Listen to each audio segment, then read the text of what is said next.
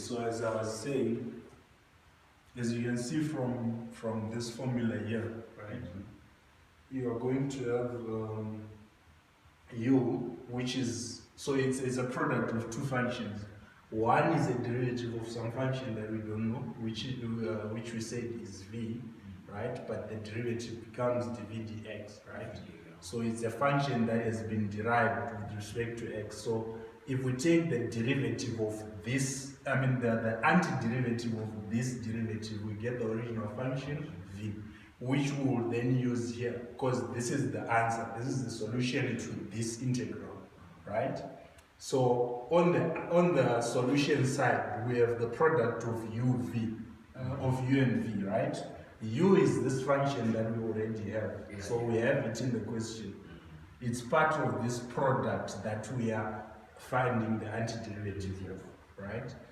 Then we say minus the integral of v, which we got by taking the antiderivative of this derivative, multiplied by du dx, which is the derivative of this function. We don't know dv dx, but we can find it by simply deriving this function, right?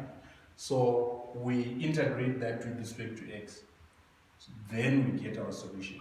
So you'll find that you also need to integrate this. This is a question that is in the answer. For you to give the full answer, you also have to find that integral. But in the easy case, so the easiest case, as I said, is this case here, right?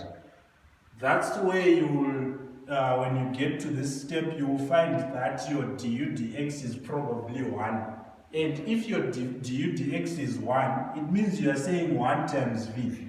And if you are saying 1 times v, you just get v, because 1 times any number gives you that number, right? So 1 times any term that you have, you get that term. So in this case, you are going to get your v. Is that correct?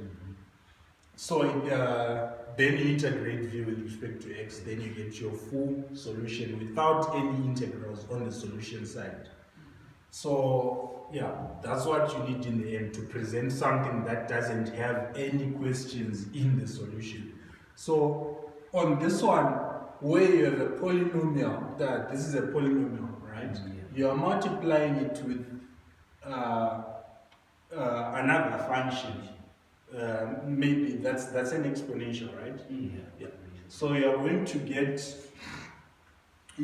to say your u, always pick your u to be the polynomial, because we know that polynomials, when you differentiate them, they decrease, right? The power decreases until you actually get to a power of 0, and you will have a constant in that case. So if you have x, let's say for example x to the power 4, integrate it, derive it for the first time, you get 4x to the power 3, right? Yeah, derive it for the second time, you get 12x squared, right? Derive it for the third time, you get 24x. Derive it for the fourth time, you have 24x to the power 0, which is just 24, because you have a constant now. Is that correct?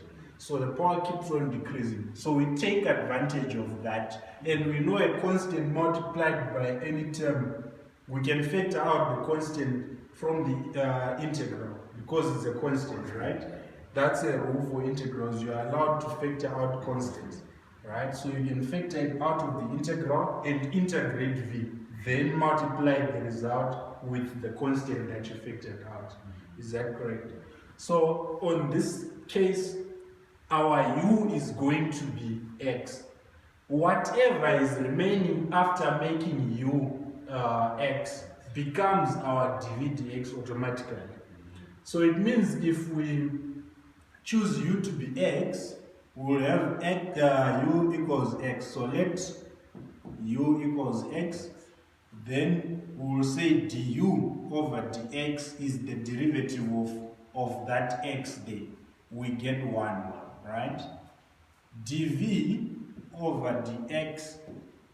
So automatically, what we did not pick as our du dx becomes our dv dx. What we didn't pick as our u, right, becomes our dv dx. meaning e to the power of x becomes our dv dx. So to find v, we have to take the antiderivative of dv dx, right? And we get what? We get e to the power x. That's for e to the power x. It doesn't change, right? So we have something like this here.